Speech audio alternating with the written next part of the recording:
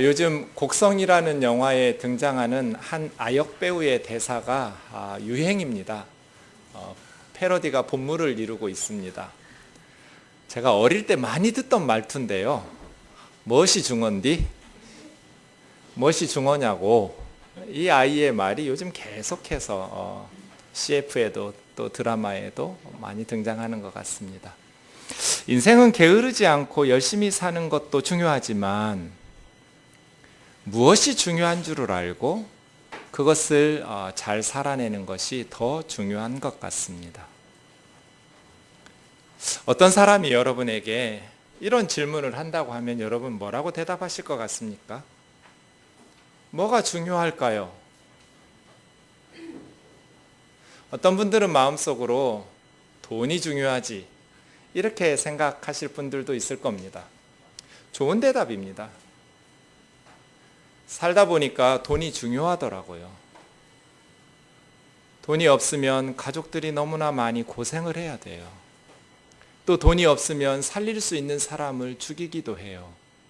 돈 때문에 스스로 생명을 끊기도 하지요. 돈은 인생의 중요한 요소예요.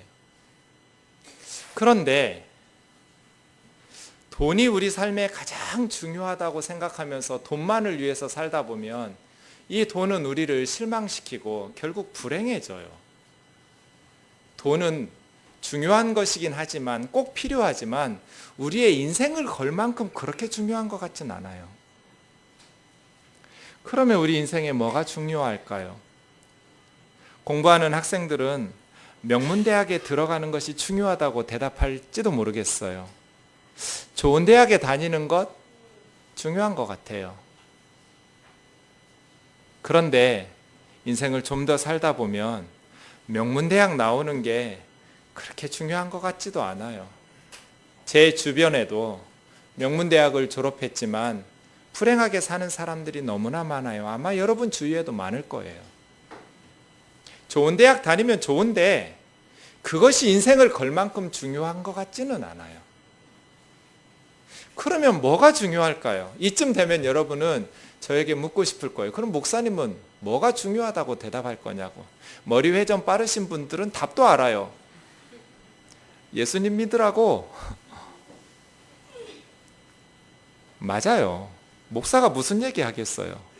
예수님 믿으라는 얘기 하겠죠. 우리 성경 한 구절 찾겠습니다. 요한일서 3장 23절 우리 같이 읽어보겠습니다. 시작. 그의 계명은 이것이니 곧 그 아들 예수 그리스도의 이름을 믿고 그가 우리에게 주신 계명대로 서로 사랑할 것이니라. 하나님의 계명이 두 가지래요. 첫 번째는 하나님의 아들 예수 그리스도의 이름을 믿는 것. 이름을 믿는다는 것이 이스라엘 사람들에게는 글자 그 이름 자체를 의미하는 것이 아니라 그 이름을 가진 존재를 믿는 거예요. 다른 이름 말고 그 이름 믿으라 이런 뜻이죠. 그래서 하나님의 아들 예수 그리스도의 이름을 믿는다는 것은 예수 그리스도를 믿는다는 거예요. 하나님의 첫 번째 계명은 예수님 믿는 것. 하나 더 있어요. 두 번째는 예수님께서 우리에게 주신 계명대로 서로 사랑하면서 사는 것. 제 생각에는 인생에 있어서 이 두 가지가 제일 중요한 것 같아요. 하나님의 아들 예수 그리스도를 믿는 것, 그리고 예수님께서 우리에게 주신 계명대로 서로 사랑하면서 사는 것. 어떻습니까, 여러분?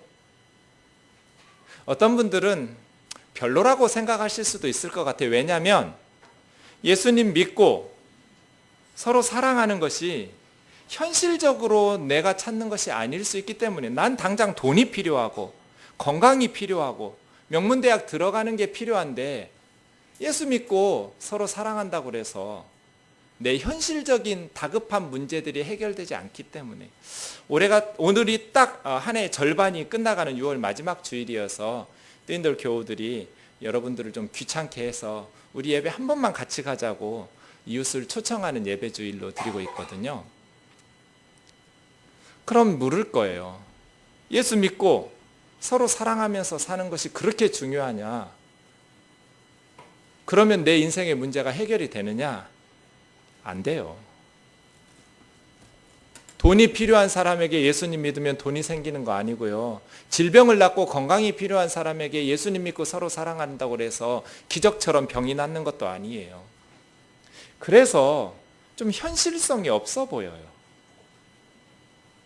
별로 중요한 것 같지가 않아요. 그리고 한편으로 생각해 보면 예수 믿고 서로 사랑하면서 사는 것은 마음만 먹으면 언제부터라도 시작할 수 있을 것 같아요. 왜 사람이 그런 게 있잖아요. 정말 값진 것이어서 너무너무 많은 돈과 노력이 필요해서 어지간한 사람을 손에 넣을 수 없는 것을 소중히 여겨요. 아무나 가질 수 없는 것.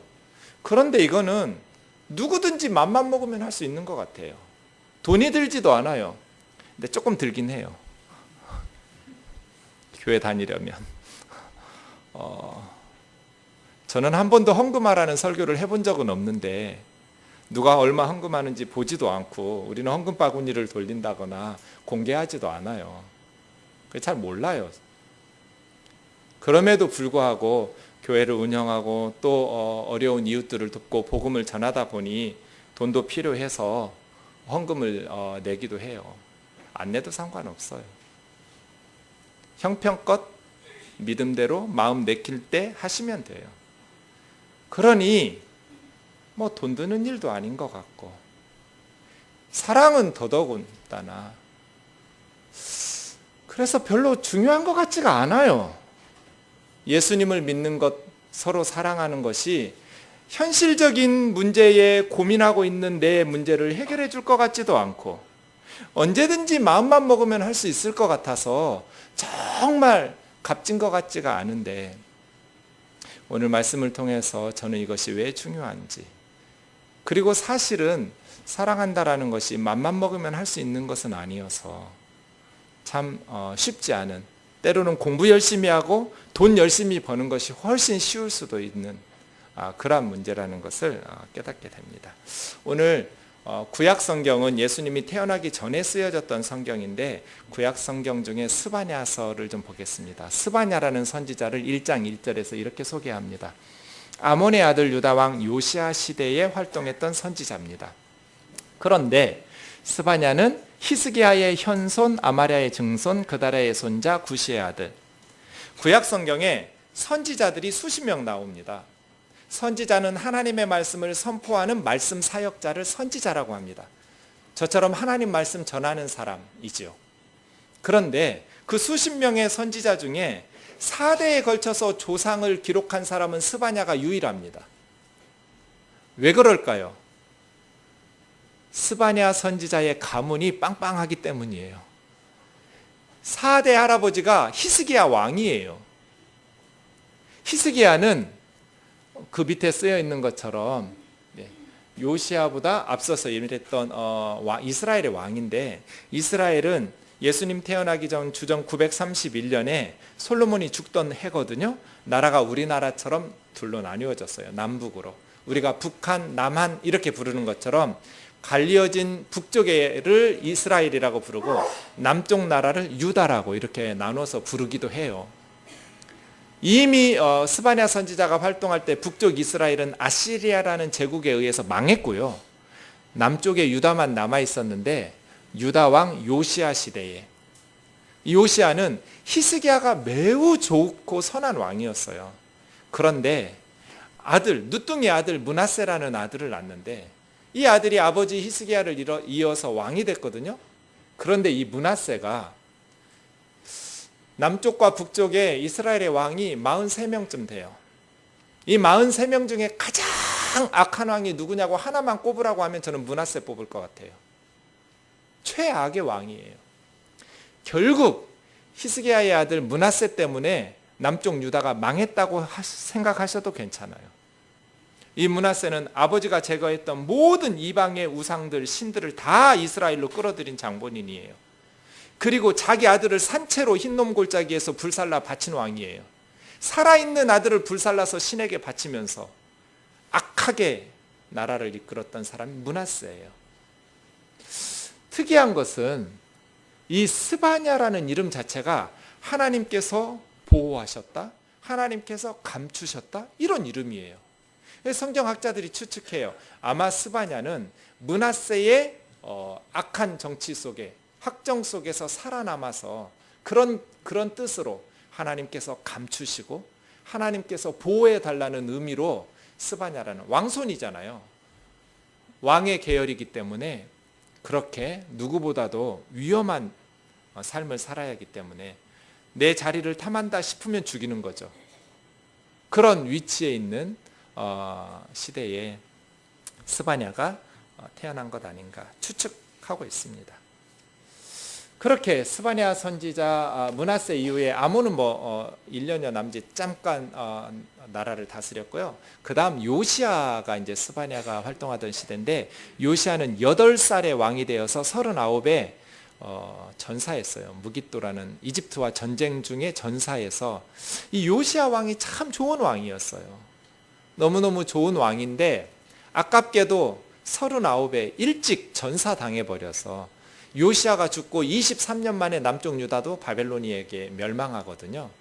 그래서 요시아는 마지막 희망이었고 등불이었다라고 말할 수 있는데, 그 시절에 하나님의 말씀을 선포한 선지자가 스바냐입니다. 스바냐가 1장 2절부터 보시면 하나님의 심판을 선언합니다. 여호와께서 이르시되 내가 땅 위에 있는 모든 것을 진멸하리라. 이 진멸하다라는 것은 추수하듯이 다 긁어 모아서 제거하는 것, 그런 뜻입니다. 땅 위에 모든 것을 거둬들여서 심판으로 진멸시킬 거다. 사람과 짐승과 공중의 새와 바다의 물고기, 또 사람들에게 걸리게 하는, 우상숭배하게 유혹한다든지 죄를 짓도록 유혹해서 걸려 넘어지게 하는 모든 거치게 하는 것, 그리고 악한 사람들로 말미암아서 모든 땅 위의 사람들을 멸절시킬 거라고, 하나님의 심판을, 선지자가 말씀을 선포하자마자 나라의 멸망을 선포하는데, 그 멸망이 아주 심각하게 진행될 것임을, 적당히 봐주지 않을 것임을 예고하고 있습니다. 왜요?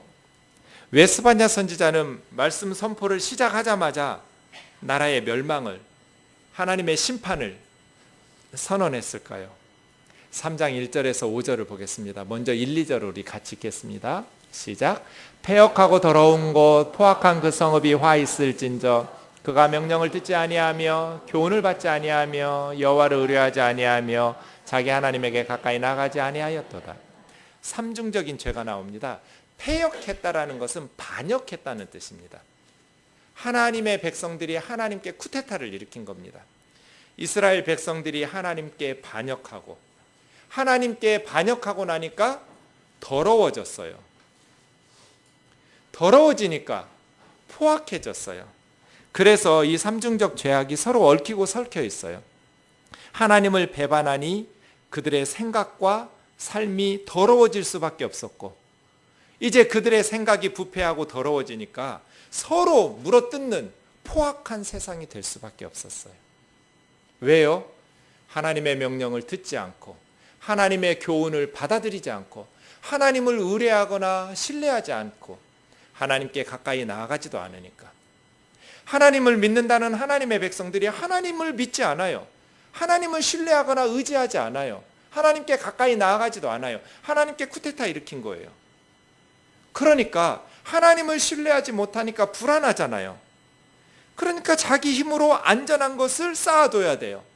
경쟁에서 살아남아야 돼요. 남의 것 착취해야 돼요. 수단 방법 가리지 않고 자기의 것들을 늘려가려다 보니 포악한 사회가 될 수밖에 없었어요. 하나님의 백성들이 하나님을 떠나니까, 하나님을 믿고 신뢰하고 의지해야 정직하게 하나님의 교훈대로 말씀대로 순종하면서 살아갈 텐데, 하나님을 믿고 신뢰하지 못하니까 이제 세상적인 힘을 쌓아야 되거든요. 그러니 그 사회가 더러워지고 포악해질 수밖에 없었어요. 그럼 어떻게 포악해졌을까요? 3절부터 5절까지 같이 읽겠습니다. 시작. 그 가운데 방백들은 부르짖는 사자요, 그 재판장들은 이튿날까지 남겨두는 것이 없는 저녁일이요, 그 선지자들은 경솔하고 간사한 사람들이요, 그 제사장들은 성소를 더럽히고 율법을 범하였도다. 그 가운데 계시는 여호와는 의로우사 불의를 행하지 아니하시고 아침마다 빠짐없이 자기의 공의를 비추시거늘 불의한 자는 수치를 알지 못하는도다. 네 부류의 직분이 나와요. 첫 번째, 방백들은 정치 지도자들이에요. 귀족들, 왕족들, 그러한 정치 지도자들이 부르짖는 사자래요. 사자는 언제 부르짖을까요? 사자가 언제 부르짖을까요? 배고플 때 부르짖으면 먹을 게 생길까요? 사자는 언제 부르짖을까요? 먹잇감을 쫓아갈 때 다 도망가라고요? 나 여기 있어 하면서 알려줘요? 그럼 사자는 언제 부르짖을까요? 먹잇감을 발톱 밑에 놓았을 때예요. 살금살금 기어가서 잽싸게 달려가서. 사자의 사냥 성공률이 그렇게 높지 않아요. 그렇게 딱 먹잇감을 발톱 밑에 눌러놓고 하늘을 보고 포효하는 거죠. 내 거야 하면서. 정치 지도자들은 부르짖는 사자처럼 백성들을 발톱 밑에 두고 착취하고 잡아먹고 집어삼킨다는 뜻이에요. 그러면 재판하는 사람들이 공의로운 판결을 내려서 억울한 백성이 없도록 만들어줘야 하잖아요. 그런데 재판장들은 이튿날까지 먹을 것을 남겨두지 않는 저녁일이래요. 저녁일이는 저녁에 사냥하는 일일을 말해요. 왜 사냥을 얘가 저녁에 할까요? 다른 동물들 다 잠자고 쉬어야 될 시각에 내가 지금 일어나서 사냥해서 먹지 않으면 죽겠다는 위기의식을 느꼈기 때문이에요. 그래서 구약 성경에서 저녁이리가 가장 사나운 동물이에요. 내가 먹지 않고 죽으면 내가 죽겠다 싶어서 일어나서 먹잇감을 찾아 나서는 저녁이리 때. 그런데 그 다음 날까지 남겨주는 것이 없대요. 뼈까지 다 삼켜버린 거예요. 그러니 공의로운 재판을 통해서 백성들에게 억울한 일이 일어나지 않도록 돌아보아야 될 그러한 사법부가, 재판장들이 오히려 백성들을 착취하면서 먹을 걸 남겨두지 않는 저녁 이리 때 같다는 거예요. 기가 막히죠. 왜요? 하나님 믿지 않으니까. 하나님께 반역하고 하나님께 등 돌리고 하나님의 교훈과 하나님의 말씀과 하나님의 명령을 듣지 않고 하나님을 믿고 신뢰하면서 살지 못하니까 이제는 다 긁어들이는 거예요. 그러니 사회가 포악할 수밖에 없잖아요. 하나님 믿지 않는 거예요. 홍만표 집사 보세요. 사랑의 교회 집사예요. 그런데 저녁 일이 같아요. 제가 그 뉴스 보자마자 이 구절 생각했어요. 재판장들은 이튿날까지 남겨두는 것이 없는 저녁 일이요, 불의한 자는 수치를 알지 못하는구나. 부끄러움을 알았다면 그런 짓을 못할 거예요. 어떻게 교회 집사라는 사람이 그렇게 악한 짓을 할 수가 있어요? 다 긁어 모았어요. 그러면 우리는 그런 생각할 수 있어요. 그럼 선지자들은 뭐 했어? 정치 지도자들과 사법부의 지도자들이 그렇게 부패하고 타락했다면 하나님 말씀을 전하는 선지자는 말씀 사역자, 하나님의 말씀을 전하는 자들이라며 선지자들은 뭐하고 제사장들은 뭐 했는가? 제사장, 선지자들은 그 사람됨이 경솔하고 간사하대요. 경솔하다라는 것은 가볍다는 뜻이에요. 진중함이 없어요. 바람 불면 날아가 버릴 것 같은, 가벼워요. 간사하다라는 것은 속다르고 겉다르다는 뜻이에요. 거짓말한다는 뜻이죠. 하나님의 말씀을 전할 사람들은 무게감이 없어요.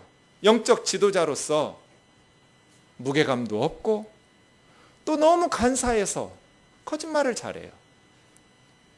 헌금 많이 하게 생긴 사람들 앞에서 굽신거리고 축복을 선언하고 비위 맞추고, 하나님의 백성이라는 사람들이 하나님께서 주신 권력으로 백성들을 발톱 밑에 두고 착취하고 재판하려는 사람들이 공의로운 재판을 통해서 억울한 백성들이 없도록 해야 될 지위를 악용해서 이튿날까지 남겨두는 것이 없이 그냥 뼈째 다 백성들을 착취해서 집어삼킨다면 말씀을 전하는 사람들이라도 간담이 서늘하게 하나님의 심판을, 하나님의 메시지를 바로 전해야 하잖아요. 그런데 선지자들이 경솔하고 간사해요.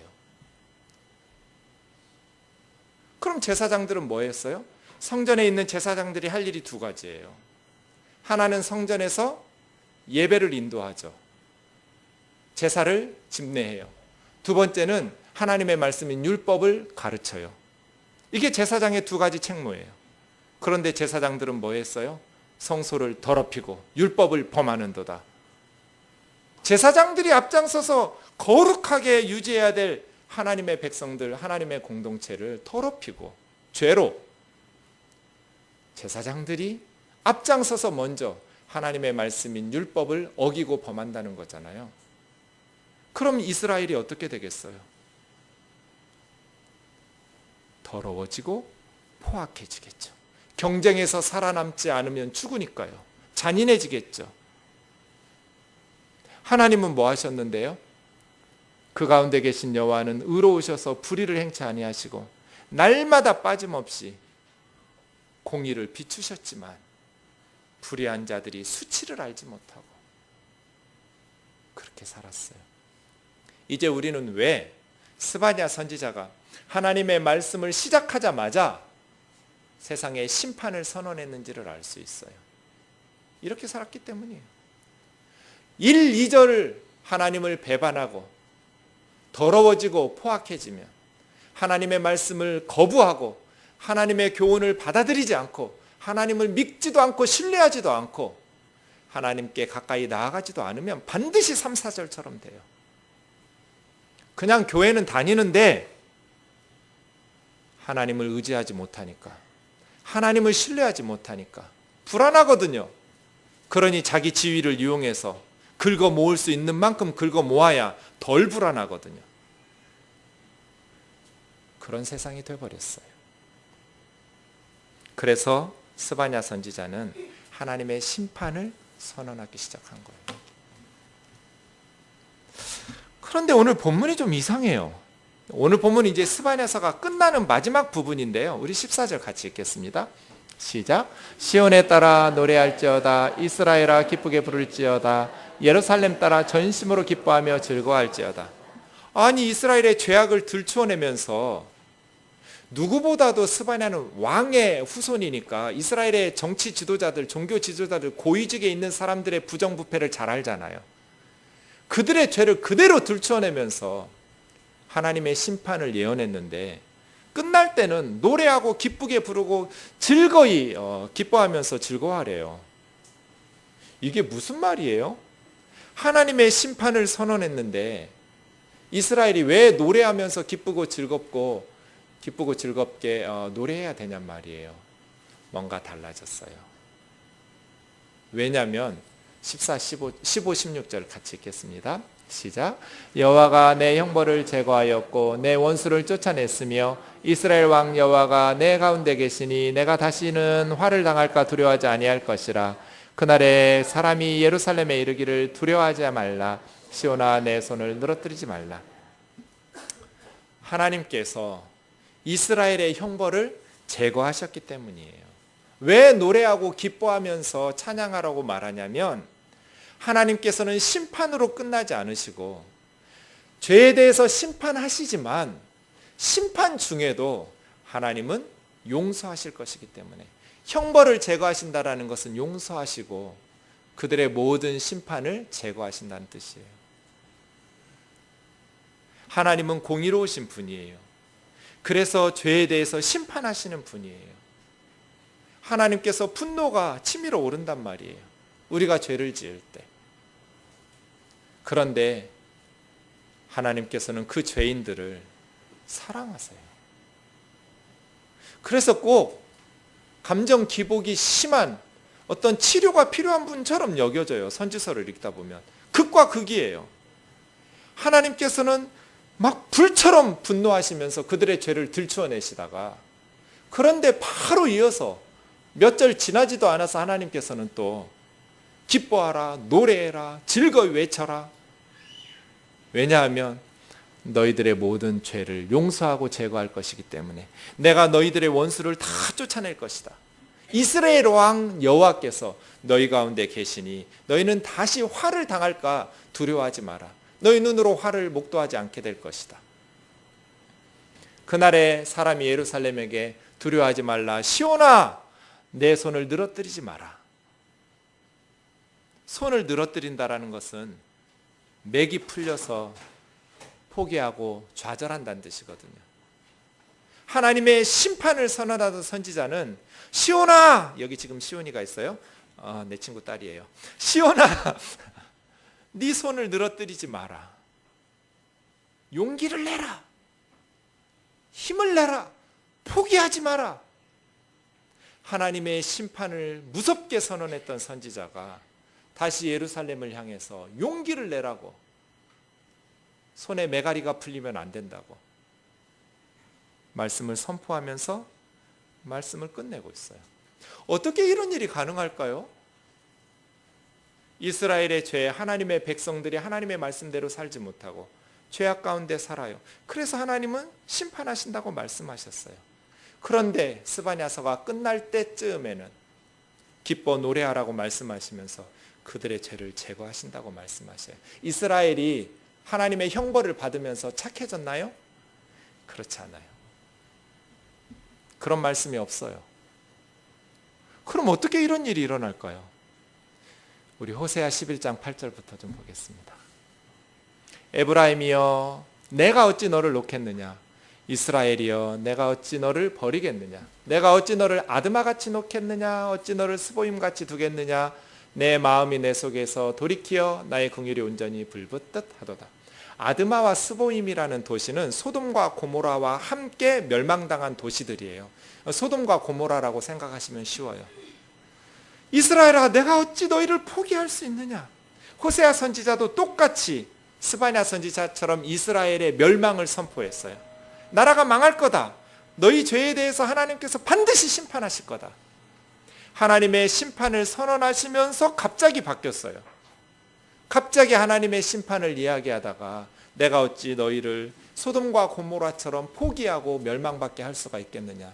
내 마음이 내 속에서 돌이키어, 저거 돌이키다고 번역하면 안 될 단어예요. 원래 돌아선다, 리턴, 돌이킨다라는 단어는 슈브예요. 슈브. 근데 저거 슈브 아니에요. 저 단어는 하파크라고 뒤집어지는 거예요. 자동차가 뒤집어지듯이. 돌아서서 오는 게 아니라 그냥 그 자리에서 뒤집어지는 거예요. 이런 식이죠. 이스라엘이 죄를 범할 때마다 의로우신 하나님께서 화가 나요. 아니, 어떻게 내가 정치 지도자로 세웠더니 또 사법부의 지도자로, 선지자로, 제사장으로 그렇게 세워놓았더니 저놈들이 내가 준 지위와 권력을 가지고 힘없고 연약한 백성들을 사자처럼 물어뜯는가? 어떻게 저녁 이리처럼 내일 먹을 것을 남겨두지 아니하고 저렇게 착취를 하고 백성들을 뜯어가는가? 나의 이름으로 하나님의 말씀을 선포해야 될 선지자는 그 사람됨이 왜 이렇게 가볍고 경솔하고 간사한가? 왜 힘 있는 사람들 앞에서 아부하면서 잘 먹고 잘 살려고 하는가? 제사장들은 성소를 더럽히고 율법을 앞장서서 어기고 범하니, 그러니 하나님께서 심판하실 수밖에 없잖아요. 그래서 심판을 결정하시는데 하나님 마음이 전복돼 버리는 거예요. 자꾸 뒤집어져요. 심판받을 수밖에 없는 하나님의 백성들을 향해서 심판을 결정하시고 나면 하나님의 마음이 자꾸 뒤집어져요. 내 마음이 온전히 하나님의 긍휼, 불쌍히 여기시는 하나님의 마음이 불붙듯, 저 불붙듯 하다라는 말은 까마르라는 말이에요. 이 말은 뜨겁게 달아오르다는 거예요. 하나님 마음이 불쌍해서 달아오르는 거예요. 이게 꼭 어머니와 아버지 마음 같죠. 속 썩이는 자식들이 어긋난 길로 갈 때 포기하고 싶어요. 그냥 망하도록 방치하고 싶어요. 그런데 신경 쓰지 않겠다고 마음 먹어도 자꾸 뒤집어져요. 부모니까. 자식이 어긋난 길로 나아갈 때 세상 사람이 다 포기해도 부모의 마음은 뒤집어지고 뜨겁게 달아올라요. 하나님이 그렇다는 거예요. 이스라엘이 하나님의 백성들이 죄를 범하고 하나님의 심판을 선언하고 선지자를 통해서 심판의 메시지를 전하게 했는데 하나님의 마음이 뒤집어져요, 자꾸. 그러면서 막 뜨겁게 달아올라요. 그래서 불쌍히 여기는 거예요. 이스라엘이 착해진 게 아니에요. 똑같이 하나님의 마음도 모르고 그대로 악인들은 악을 행하면서 살아요. 그런데 하나님 마음이, 우리가 착해져서 우리의 미래에 소망이 있는 것이 아니라 하나님의 마음이 사랑이 가득한 분이셔서 우리에게 소망이 있는 거예요. 아이가 태어나면 참 뱃속에 있을 때가 편했구나, 이걸 알게 돼요. 힘드니까 빨리 낳았으면 좋겠다 싶다가도 아이가 태어나고 나면 이제 24시간 편한 시간이 없어요. 엄마도 아빠도 잠도 제대로 못 자요. 아이는 늘 울어요. 똥 싸요. 하루 종일 진짜 지치도록 아이를 돌봐요. 그런데도 불구하고 또 나요. 왜 애를 또 낳을까요? 이쁘니까. 그렇죠? 제가 볼 때는 그냥 평범한 아이예요. 근데 엄마 아빠 눈에는 미스 코리아예요. 너무 잘생겼어요. 제발 애 데리고 와서 나한테 묻지 좀 말아요.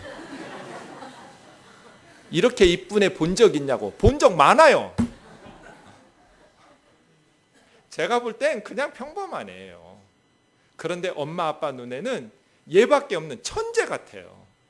왜 그럴까요? 부모의 마음의 사랑으로 가득하기 때문이죠. 애는 늘 하는 게 똥 싸는 것밖에 없어요. 우는 것밖에 없어요. 잠 깨우고요. 자기 손으로 할 수 있는 게 하나도 없어요. 그런데 예뻐요.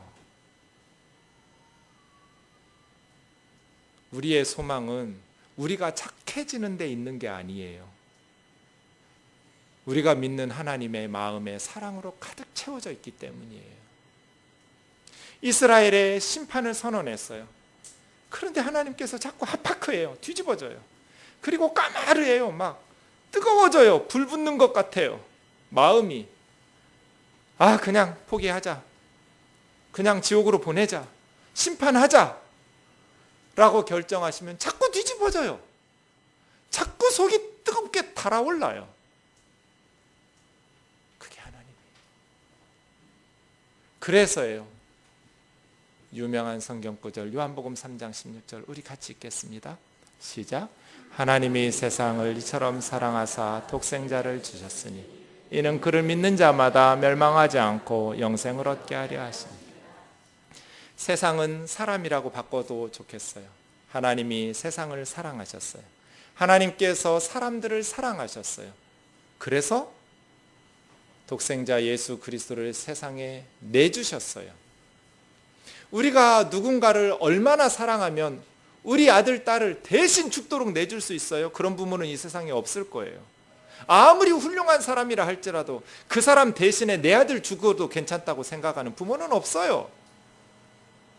그런데 하나님은 우리를 사랑하셔서 예수님을 벌거벗고 십자가에 내어주셨어요. 그리고 모든 우리의 죄를 다 예수님에게 뒤집어 씌워서 하나님의 저주를 쏟아 부었어요. 그리고 누구든지 그 예수님을 믿는 자마다 멸망하지 않고 영생을 얻도록. 이게 기독교의 핵심 교리예요. 이건 요한복음은 신약 성경이니까 예수 믿는 사람들이 썼으니까 예수쟁이들이 쓴 거 아니냐? 그렇지 않아요. 이사야 53장 6절 우리 같이 읽겠습니다. 시작. 우리는 다 양 같아서 그릇 행하여 각기 제 길로 갔거늘 여호와께서는 우리 모두의 죄악을 그에게 담당시키셨도다. 이사야는 예수님 태어나기 700년 전 선지자예요. 예수님 본 적도 없는 선지자가 미리 예언하고 있어요. 우리는 양처럼 잘못된 길로 죄를 지으면서 다 제 길로 갔지만 하나님께서는 우리 모두의 죄악을 장차 오실 그 메시아에게 담당시키셨다고. 그가 찔리는 것은 우리의 허물과 죄악 때문이고 그가 채찍에 맞는 것도 그가 징계를 받는 것도 다 우리를 고치고 구원하시기 위해서라고. 하나님이 세상을 사랑하셔서 독생자 예수 그리스도를 우리를 위해 보내주시고 누구든지 그를 믿으면 구원받게 하셨어요. 어떤 아빠가 한이 가슴에 많아서 막 술만 마시면 아내와 아이들을 두드러 패요. 그래서 목사님께서 드럼통을 하나 줬대요. 당신 마음에 한이 쌓인 건 알겠는데 왜 죄 없는 당신 부인하고 아들들을 그렇게 두드러 패냐고, 무슨 죄가 있냐고. 그러니 앞으로 화가 날 때마다 이 드럼통을 패라고. 그래서 그 다음부터 그 동네에 저녁마다 가끔씩 드럼통 부서지는 소리가 났대요. 목사님 효과 좋던데요. 드럼통에다가 다 쏟아 부으니까 이제 자기 가족들을 때리지 않아서 좋고, 점점 이제 그 횟수가 줄어들고, 그렇게 해서 풀었다고 그래요. 나았다고 해요. 제가 그 이야기 읽으면서 꼭 하나님 같다는 생각을 했어요. 제가 죄를 지으면 하나님 마음속에 분노가 생겨요. 저놈은 내가 그렇게 은혜를 베풀어서 죽을 놈 살려놓고 그렇게 많은 사랑을 베풀어 주었더니 사람됨이 경솔하고 간사하구나. 성도들 비위나 맞추면서 내 말씀을 전한답시고 거짓말해대고 그렇게 못되게 목회하는구나. 위선적이고 거짓되구나. 하나님께서 그 모습을 보실 때마다 분노하시겠죠. 그런데 드럼통을 치듯이 하나님께서 저에게 그 진노를 쏟아부으면 전 죽어요. 그런데 우리 하나님이 드럼통, 예수 그리스도의 십자가에 우리의 모든 죄를 다 뒤집어 씌워놓고 거기다가 드럼통 패듯이 벌거벗기고 못 박아서 죽여버렸어요. 하나님의 모든 분노를, 하나님의 모든 죄악을 예수님에게 다 덮어 씌워놓고, 이 말이 그 말이에요. 그래서 우리가 구원받은 거예요. 우리가 선하고 착해져서가 아니에요. 여전히 우리는 죄악 가운데서 그 사실도 알지 못하고 더럽고 포악하게 살지 모르겠지만 하나님께서는 우리의 죄악을 예수님에게 다 담당하게 하셔서 십자가에서 모든 죄를 심판하셨다. 우리를 향해서 심판하려고 하실 때마다 하나님께서는 예수 그리스도의 십자가를 기억하시면서 우리를 용서하시는 거예요. 그래서예요. 성경 중에서 가장 좋은 구절 중에 하나가 3장 17절이에요. 우리 스바냐 3장 17절 같이 읽겠습니다. 시작. 너희 하나님 여호와가 너희 가운데 계시니 그는 구원을 베푸실 전능자이시니라. 그가 너로 말미암아 기쁨을 이기지 못하시며 너를 잠잠히 사랑하시며 너로 말미암아 즐거이 부르며 기뻐하시리라. 이게 스바냐의 노래예요. 너희 하나님 여호와가 너희 가운데 계신다. 육신의 눈으로는 안 보이니까 하나님이 우리를 버린 것 같고 우리 가운데 계시지 않은 것 같지만 우리 하나님은 우리 가운데 계셔요. 우리와 함께 계시죠. 그래서 세 가지를 하셔요. 기쁨을 이기지 못하여 하신다. 우리가 예뻐서가 아니에요. 우리가 하나님 자녀기 때문이에요. 다른 집 애들도 다 그렇게 생겼어요. 그런데 내 아들이고 내 딸이기 때문이에요. 내 자식이기 때문이에요. 얘가 착한 일 해서가 아니에요. 그냥 늘 하는 게 별거 없어요. 똥 싸는 것밖에 없어요. 우는 것밖에 없어요. 그런데 예쁜 거예요. 기쁨을 이기지 못하시며 그리고 잠잠히 사랑하세요. 전 저건 좀 마음에 안 들어요. 하나님이 우리를 사랑하신다라는 걸 좀 시끄럽게 사랑하시면 우리가 느낄 텐데, 깨달을 텐데 너무 하나님의 사랑은 조용해요. 천둥번개 치면서 폭우를 쏟아져 내리면 비가 오는구나 알 텐데 새벽 이슬처럼 내려요. 하나님의 사랑이 소리가 없어요. 조용해요. 잠잠이는 침묵이에요. 아무 소리 없이 사랑하세요. 그러니까 사랑받는다는 걸 몰라요. 아마 저와 여러분이 천국에 가면 정말 저는 대성통곡할 것 같아요. 하나님이 날 이렇게 사랑하시는데 내가 몰랐구나. 하나님이 이렇게 나를 사랑하셨구나. 왜 시집가서 아이를 낳고 그 아이에 대한 자기 마음의 사랑을 깨달을 때 친정엄마 생각하고 울잖아요. 천국에서 우리는 하나님의 사랑이 이렇게 컸구나. 그걸 깨닫고 눈물 날 것 같아요. 하나님의 사랑은 잠잠하기 때문에 우리가 잘 몰라요. 얼마나 우리를 사랑하시면 아들을 내주냔 말이에요. 절대로 안 내줘요. 저 같아도. 아무리 훌륭한 사람이 있어도 내 아들을 대신 죽는데 십자가에 내주진 않아요. 그런데 하나님은 죄인인 우리를 위해서 예수 그리스도를 십자가에 내어주셨잖아요. 근데 사람들이 몰라요. 그 사랑이 얼마나 위대한지를. 잠잠하게 사랑하시니까. 즐거이 부르며 기뻐하시리라. 하나님께서 왜 사람을 만드셨겠어요? 하나님이 왜 사람을 만드셨을까? 질문을 던지자마자 저는 이 구절이 항상 대답이에요. 저의 대답. 스바냐 3장 17절이 대답입니다. 그런 죄인인데 하나님의 심판을 베푼다고 선언하시면서도 하나님께서는 너무 기쁘니까. 여러분 생각해 보세요. 너무 기분 좋으면 코에서 노래가 흥얼거리잖아요. 하나님께서 천국에서 우리 사는 것을 보고 또 이렇게 예배드리는 모습을 보고 너무너무 기뻐서 노래를 즐거이 부른다는, 노래 부른다는 뜻이에요. 기쁨으로 노래를 흥얼거리시면서 기뻐하신대요. 저와 여러분이 이렇게 살기를 원합니다. 하나님께서 우리의 삶을 보시면서 천국에서 기뻐서 노래를 흥얼거리면서 막 그 기쁨을 주체하지 못해서 기쁨을 이기지 못하시며 너무 하나님 마음이 행복하니까, 너무너무 기쁘고 행복하니까, 그래서 예수님도 내어주시고, 그래서 예수님 안에서 하나님의 사랑을 깨닫고 하나님 앞에서 하나님 기쁘시게 하며 살려고 하는 성도들을 볼 때 하나님은 우리를 기뻐하신다. 한 해의 절반이 터나는 6월 마지막 주일, 여러분을 초대한 이유는 이 하나님의 사랑을 이야기하고 싶어서입니다. 사랑이 쉬운 것 같지만 어렵잖아요.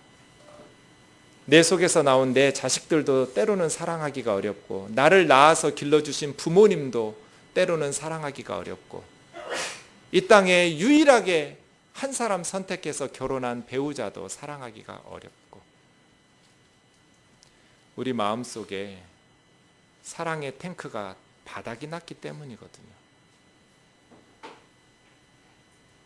그 사람이 달라져서 사랑하는 것이 아니라 우리 마음에 사랑이 충전돼서 사랑할 수 있는 거거든요.